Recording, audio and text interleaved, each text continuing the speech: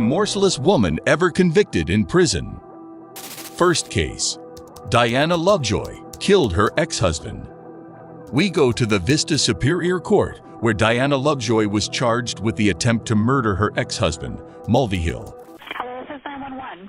Yeah, my friend has just been shot. Her married life wasn't a bed of roses, so Lovejoy couldn't find any option except divorce. She alleged that Mulvihill had sexually abused her and their young son. She had made accusations that he sexually assaulted her, was molesting the child, was a drug abuser. The case took 2 years.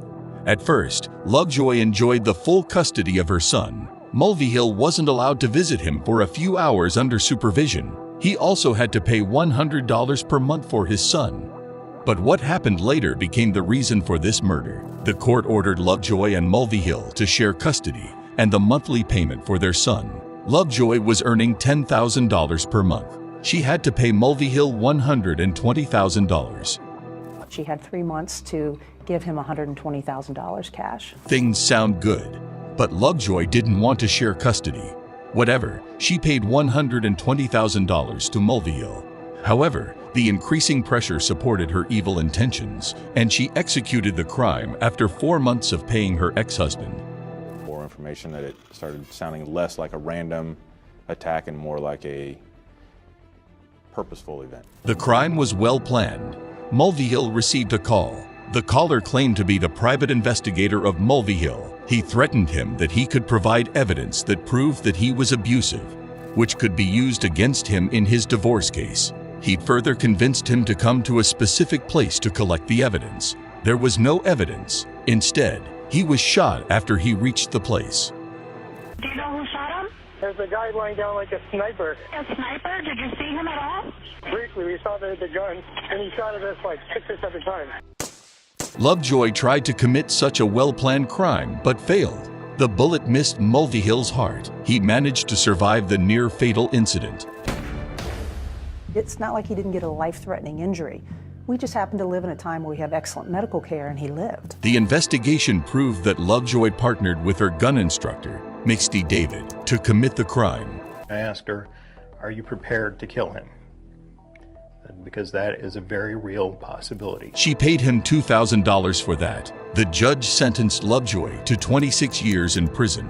Find the defendant, Diana Jean Lovejoy, guilty of the crime of conspiracy to commit murder, while her instructor was sentenced to 50 years in prison. Moreover, both had to pay $5 million each to Mulvihill to compensate for his damages. Lovejoy's reaction was dramatic. She collapsed and was taken to the hospital. She said she felt her voice wasn't heard during the trial, but Lovejoy was cruel in front of the court, while Mulvihill was innocent and deserved justice. In fact, some statements also prove that the reasons Lovejoy explained for her divorce were wrong. Second case. Jodi Arias killed her boyfriend. Okay, now welcome to Maricopa County Superior Court, and this is Jodi Arias, who was accused of the gruesome murder of her boyfriend, Travis Alexander. She's the sanest, crazy person you've ever met. The case turned out to be a 21st century true crime drama that shocked the followers and gawkers worldwide. What was so shocking? The graphic description of sex and violence, and the role of the prosecutor in and outside of the court. And the story behind the scene was not common. Alexander's body was found in his own bathroom. As he turns the corner, he spots Travis curled up in the shower, and he's clearly dead and has been dead for several days. The investigation proved that Arias stabbed him nearly 30 times and slit his throat. He was slaughtered. There's no other way to describe it. He had been murdered at least 3 times over. 27 stab wounds. His neck sliced. To top it off, he was shot in the head. Arias justified herself by saying that she killed Alexander in self-defense. According to her statement, Alexander got mad at her after she dropped his expensive new camera. He slammed her to the floor. She shot him in the head to save herself, but she didn't remember stabbing him or slitting his throat. I know that I'm innocent. God knows I'm innocent. Travis knows I'm innocent. She wasn't uncomfortable sharing the personal details of her relationship with Alexander. Her case became a circus.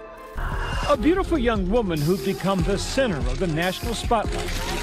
in a sensational trial accused of murdering her ex-boyfriend, Travis Alexander. As the trial was offered online, people were excited to share their opinions on Twitter, Facebook, and other sites. The murderer's family booked seats for their close people in the courtroom, while other interested guys stood in line every morning to win the limited seats. Prosecutor Juan Martinez was treated like a celebrity. He had observed signing autographs outside the courtroom. At the same time, he was alleged to be unfair to his profession. Later, he was disbarred. Defense attorneys were villainized and even received death threats. Considering the threatening situation, some witnesses weren't ready to testify in court. Finally, Arias was proven guilty of first-degree murder. However, it was hard to decide whether Arias should be imprisoned or sentenced to death based on various statements and evidence. So, the judge declared a mistrial and announced the natural life of Arias in prison without any possibility of release. The defendant shall be incarcerated in the Department of Corrections for the rest of her natural life with no possibility of parole. Third case. Tatiana Fusari killed her 10-month-old daughter. Moving on, we visit the Kent County Court, where Tatiana Fusari faced trial for killing her 10-month-old daughter. The baby died because of malnutrition and dehydration. She was underweight, and her mother knew that. However, she and her husband refused to take her to the hospital because they didn't trust the medical system. Instead, religious reasons made them avoid the common treatment methods. I believe I'm being unfairly charged and being made an example of for my very strong faith and the trying times that are ahead. Tatiana claimed that she didn't notice anything strange with her daughter. However, her ruthless behavior couldn't be ignored. On the day the baby died, she had stayed completely alone for about 17 hours. According to the autopsy report, she was starving for days. Tatiana blamed his husband. She said that her husband abused her, so it was challenging for her to care for her baby how she wanted. She said that when she was pregnant, one night she felt Mary kick. So she woke her husband up, but the situation became uncontrolled. She said, "He got mad at me because I wouldn't let him sleep. So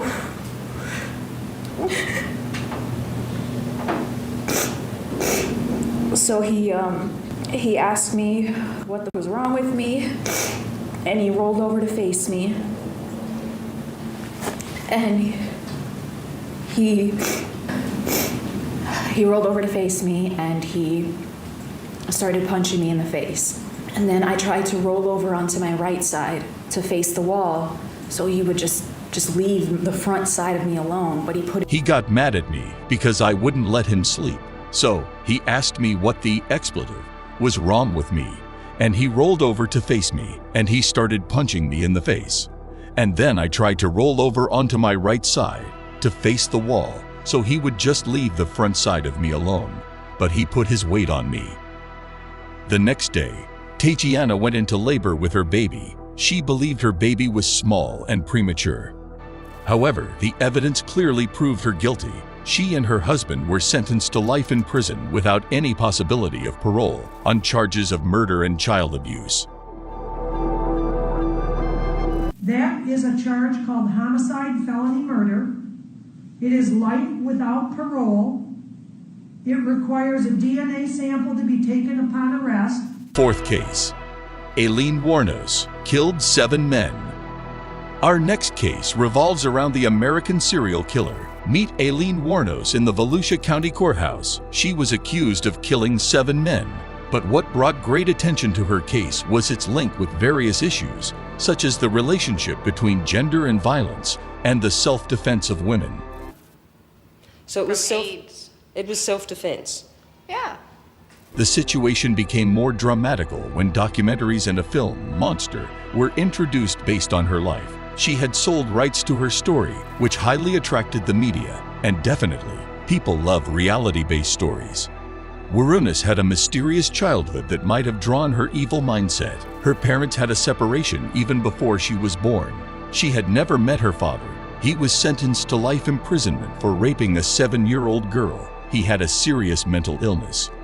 All this situation led him to commit suicide by hanging in prison.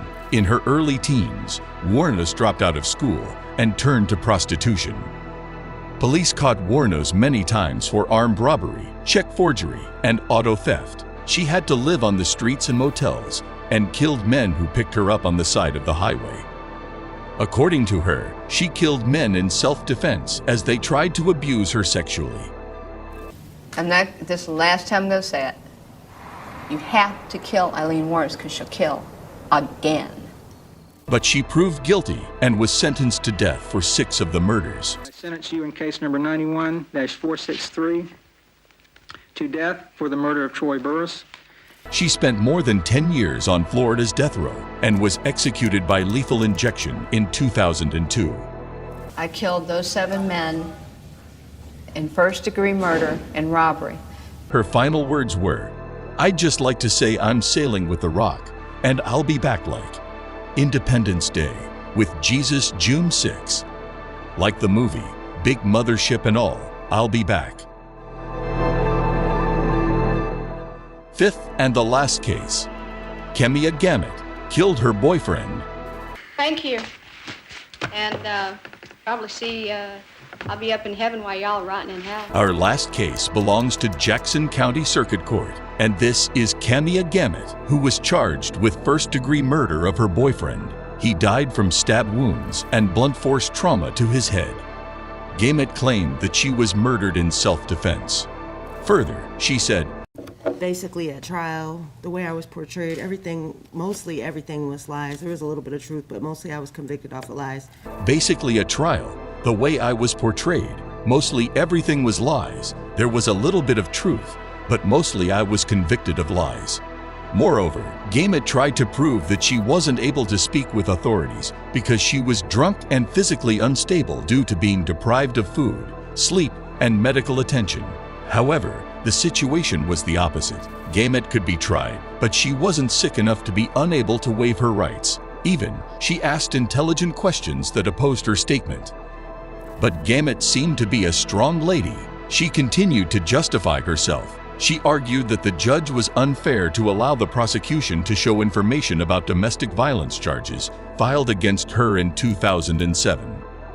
She and her lawyer also said the judge should have allowed them to show evidence about Gamet's boyfriend's past. He was a sex offender who had been convicted of second-degree criminal sexual conduct and felonious assault. However, the Court of Appeals agreed with the judge, who found information about the violent history of her boyfriend irrelevant. The judge was sure about her cruelty. Even he acted uncommonly due to being upset by her inhumanity. He exploded at her. "You gutted him in that apartment like a fish. You were relentless. You stabbed, you stabbed, you stabbed until he was dead."